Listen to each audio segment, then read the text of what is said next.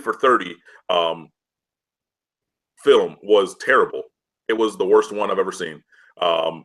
It was an ode to copyright infringement, and they're calling Miami thugs and convicts and everything. And you literally have a 90-minute, 2-hour film where it's like, oh, well, I knew it was copyright infringement. I knew it was trademark, you know, going over that and everything. And we weren't supposed to sell these T-shirts, and we weren't supposed to do that. And you know, it's just it's a love letter to, you know, that kind of stuff. And people want to say, oh, well, he's just an enterprising kid and whatever. Yeah, but if there's a guy on South Beach who's selling T-shirts, then he's the biggest thug of life. Right. Okay. Then you have these yuppies, these, I'm not going to use that term, but you have these people from Notre Dame of all kinds of backgrounds and ethnicities talking about, oh, I hated Miami and everything they stood for winning, for having bravado, for going out and, you know, having swag. And there's a T-shirt, you know, says, you know, Miami invented swagger on the front, and on the back it said, if you don't want us to dance, don't let us in the end zone. Like, it's so, again, just like this other conversation about the committee, it's so duplicitous, because when Notre Dame was getting every single recruit who had any talent in America back in, you know, the 1890s through the 1930s, and they were blowing people out 93-2, it was fine. Oh, we're going to run up the score. Oh, it's another touchdown. Oh, okay, we're going to play that stupid fight song, the leprechaun and shillelagh, all that kind of crap. But if it's Miami, then all of a sudden we're dancing and twerking and, you know, doing, you know, whatever current dance there is from South Florida. Then all of a sudden, oh, these guys are thugs, and I don't believe they did that to Jerry Faust in his final game. If Jerry Faust was a good coach, then his team would have been better.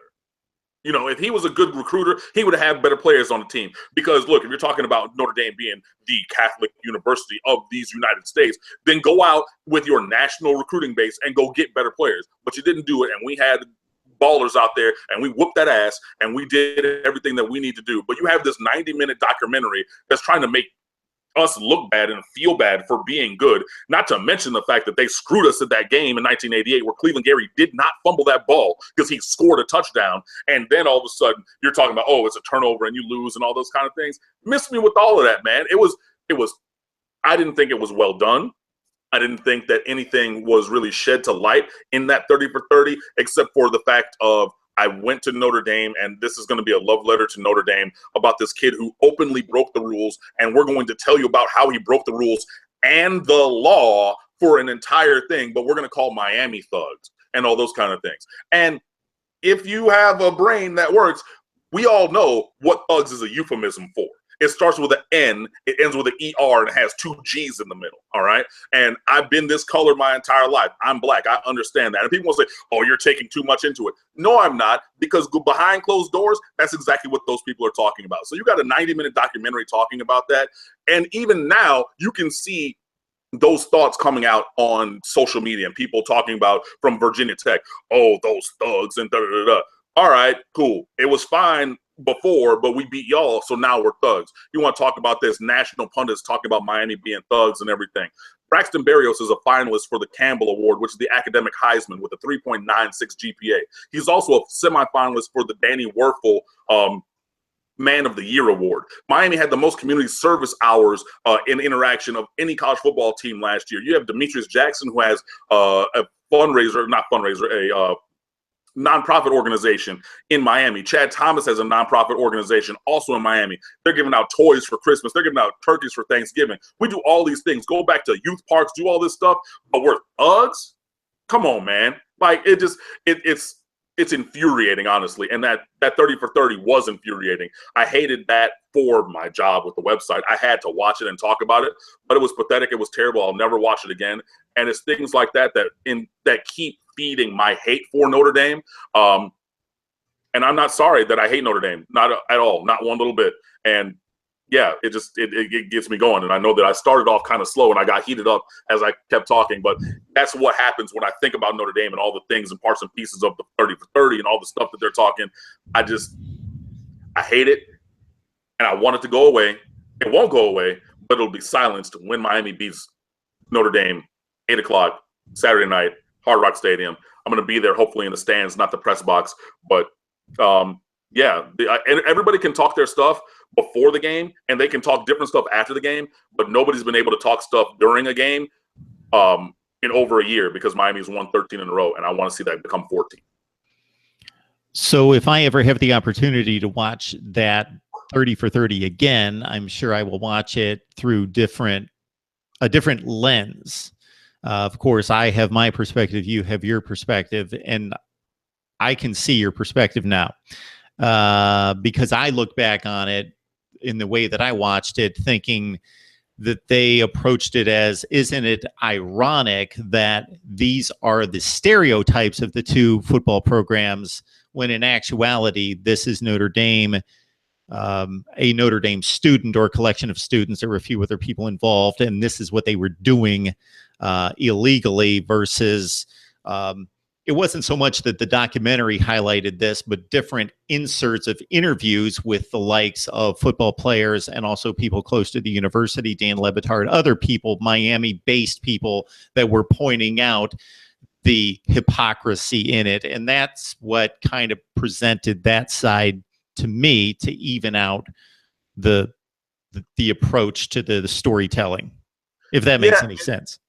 No. That's what they attempted to do, but it was like, 73 minutes of Notre Dame and 15 and a half minutes of Miami counterpoint. So I get that's what they were trying to do, but when you have so much on the one side, you're not really able to controvert that. And I mean, I would agree, except for there were so many people, so many of the Notre Dame players who espouse some of the same thoughts and stereotypes of a variety of backgrounds and ethnicities and things, where you wouldn't necessarily think that a person who looked like that would say something like that about somebody else who looked the same way. It just there were so many things that were going on, and it's just, I mean, that is a thing. The 30 for 30 for me, the one from the Notre Dame side. I'm not even gonna say the name of it because I don't need to, but that makes me more staunch in my fandom, in my pride of the University of Miami. And I wrote this when I was talking about Lane Kiffin potentially being our coach. It is a movement that I believe in on Twitter. # let's be jerks. Because they're going to think what they're going to think. They're going to say what they're going to say. They're going to hurl the insults. They're going to call us thugs. They're going to say whatever. Fine. I'm a thug fan. And we're going to go out there. We're going to beat thugs. And we're going to get that Cuban link chain. We're going to turn the ball over. We're going to score touchdowns. We're going to dance on you. We're going to do all those things. Because at some point, you got to realize that what they think is what they think, and they're never going to like you. And that's how it is for Miami, period. People, it's a microwave dynasty. It's only been about 35, 40 years that Miami's been good or relevant, even though for the last 13 years we haven't been that good.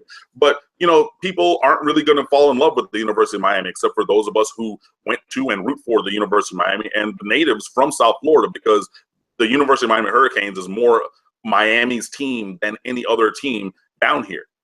So let's be jerks. You're going to think that? Fine. I mean, people can go back and watch that 30 for 30 if they want. I'm not going to waste my time because time is precious and you can't ever get those 90 minutes back. But you don't have to like us. That's perfectly fine. Let's be jerks. Let's go. So anybody that has that perception of Miami as a university or the football program, aren't they stuck in a certain time period? Because if you look at the way Miami players conduct themselves and the aura around the team, is it that unlike other college football teams at this point? I can credit the university, not the university, the football program and the players involved for creating, much like Michigan basketball, for creating that type of swag and that feel to the game and so forth. But in this day and age, doesn't almost every college football program approach it like that? So I would think that those people that would be offended by Miami or still hold that against Miami would be stuck back in 1988. Yeah, and again, it's just the hypocrisy. You're talking about Virginia Tech last week. They have the lunch pail, and that's the thing they give to their defenders, and that's awesome, and that's good. But the turnover chain is bad. These other teams got shoulder pads and belts and whatever, but Miami raised the level. Miami has way more swag about it, so Miami has the best thing going. So then everybody's trying to say, oh, that's terrible, but look at the thing that we do and we give, and it's great. It's just, that's a microcosm for all of these same kind of things, which I guess, today's videos with Mark or this whole conversation has been just a study in hypocrisy relative to the Miami Hurricanes, whether it's college football playoff rankings, whether it's that cursed 30 for 30, not Billy Corbin's the U or the U part two. Those are awesome. The other one from the Notre Dame side of things. Yeah, I mean, but like I said, you know, you're not going to really change because people might be stuck in 1988, but for the week that they interact with Miami, they're going to think of Miami whatever they want to, regardless of whatever the truth of the actions are of the players and the coaches, and you know whatever the record is. So that's just going to kind of be a thing. They're going to pop up and they're going to say, "Oh well, I used to call them thugs, so I'm going to call them thugs or convicts and all that kind of stuff." Blah blah blah blah blah. You know, it's just it's one of those things, but. At some point, you just kind of have to accept it. So, you know, I'm fine being the bad guy. So, y'all want to hate, then, you know, hate while they hate and let them hate and watch the money pile up. So, let's be jerks. Let's go.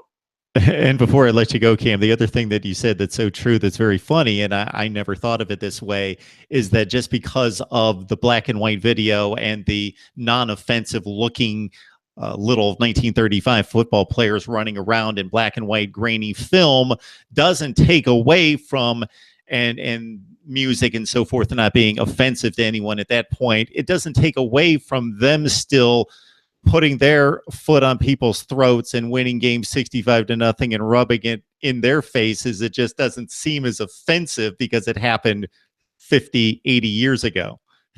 Yeah, and I mean that's the thing yeah, you know, it's just it when the shoe is on the other foot, all of a sudden things look differently. But I'm not going to be mad, or I'm not going to really get upset about it. You know, Miami keeps winning games, and whether it's by 1 point or 100 points, that's a good thing in my estimation. I just don't want to hear it from people like Notre Dame, or you know, schools, programs like Notre Dame, whose history was founded on those same kind of things. You know, you want to talk about that Cotton Bowl in 1991 against Texas, where Miami won 46-3. Don't come talk about that as being a bad thing when, you know, for years and years and years, you played the Sisters of the Poor and blew them out by worse scores than that. It just, like I said, when the shoe's on the other foot, people all of a sudden want to think about it differently. But go look in the record books for those young people who are watching. Go Google like the 1900s, teens, and 20s. Go look up all those scores for Notre Dame, every single one of them, and then tell me that they have any right to talk about anybody else blowing out teams as being a bad thing after what they did to pretty much the entire world of college football for 30, 40, 50 years. It's falling on deaf ears over here, and it's, you know, it's a thing where I can see it, other people can see it. The records are there, you know, the numbers are in black and white, just like those films were from the last time that they were good. Play them on Saturday, and hopefully Miami finally gets another win against them, because it's been a while since we beat Notre Dame at all, let alone in South Florida, because we haven't played Notre Dame in South Florida in a bunch of years. But yeah, Saturday night, I'm really looking forward to it, because then, you know, all of the narrative and conversation goes away, and it's only what's on the field. So win or lose, I'm still bleeding orange and green, but let's go Canes. All right. Always an interesting and informative take from Cam Underwood. Please join him on the State of the U for the very best in Miami football coverage. Canes and Irish, number 3, number 7. It means a whole bunch for this season and historically, as we have just outlined. Cam, great discussion. Appreciate you hanging on for quite a long time to talk it up. Yeah, man. You know, it's like I said, you got me going. You fed me some softballs and let me hit them out of the park. So it was a fun time, and I think this week is going to be fun also. So thanks for rocking with us, and we'll see you next time.